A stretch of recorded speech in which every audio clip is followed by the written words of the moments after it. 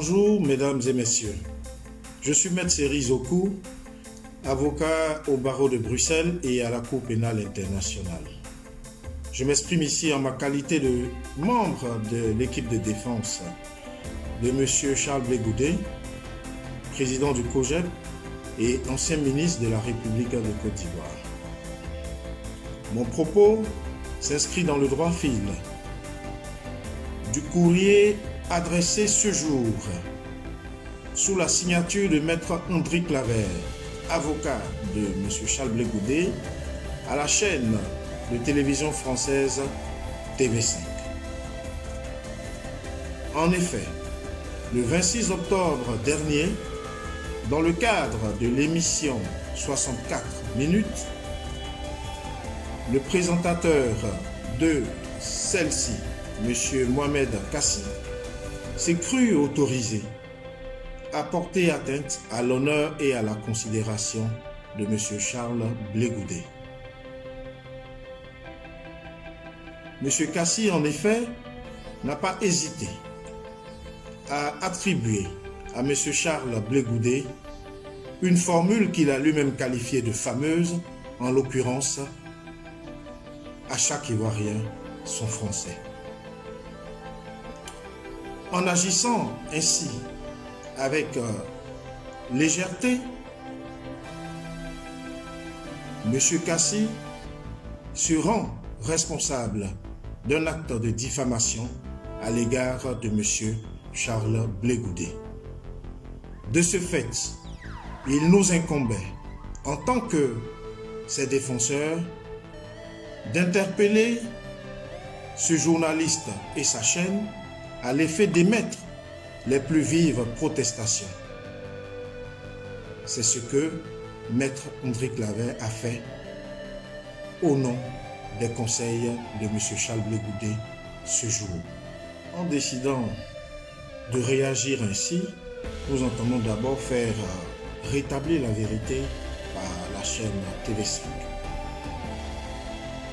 Et nous entendons obtenir donc d'elle un droit de réponse conformément aux dispositions légales. À défaut de cela, nous n'hésiterons pas, je dis bien nous n'hésiterons pas, à procéder judiciairement sans autre appel à l'encontre de cette chaîne et de son présentateur.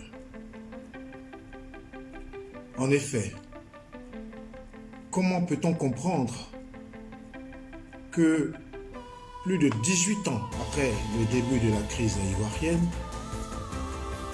des journalistes avisés puissent encore diffuser des informations aussi erronées, pour ne pas employer le terme malheureusement bien en vogue actuellement de fake news. En effet, dois-je vous rappeler que Charles Blé Goudé a fait l'objet d'un procès à la Cour pénale internationale, comme Maître Ndri le relève si bien dans son courrier.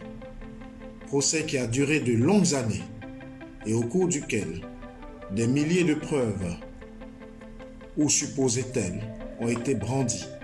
Plus de 82 témoins ont défilé, sans que l'allégation suivant laquelle Charles Blé Goudé aurait dit à chaque Ivoirien son français n'ait pu être prouvée par le plus petit commencement d'éléments de preuve. Bien au contraire, à l'occasion des débats devant la Cour pénale internationale, il a été démontré, avéré, à travers une vidéo du procureur lui-même, que M. Charles Blé Goudé n'était pas l'auteur de cette formule et ne pouvait pas être l'auteur de cette formule, puisque l'élément filmé établissait l'identité de la dite personne.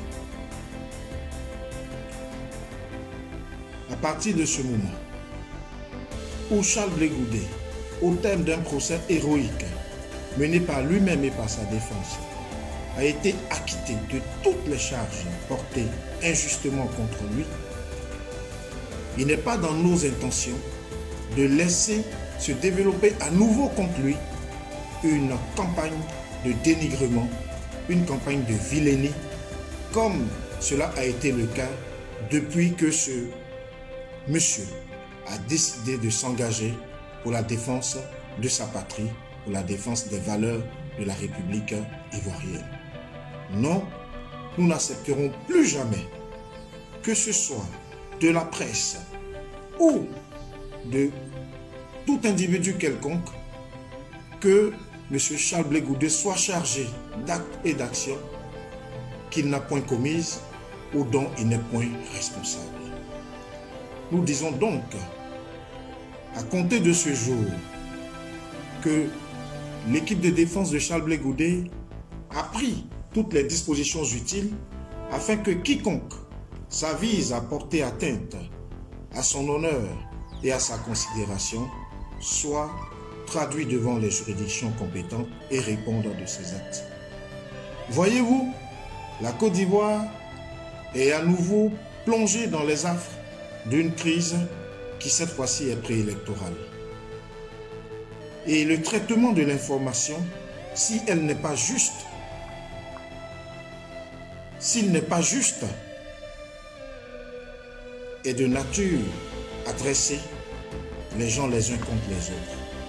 Nous en avons eu encore un exemple hier, lorsque la chaîne sœur de TV5, France 24, s'est permis de diffuser un reportage sur la présumée exclusion des musulmans en Côte d'Ivoire, ce qui serait aujourd'hui l'enjeu de l'élection ou de la réélection du président sortant.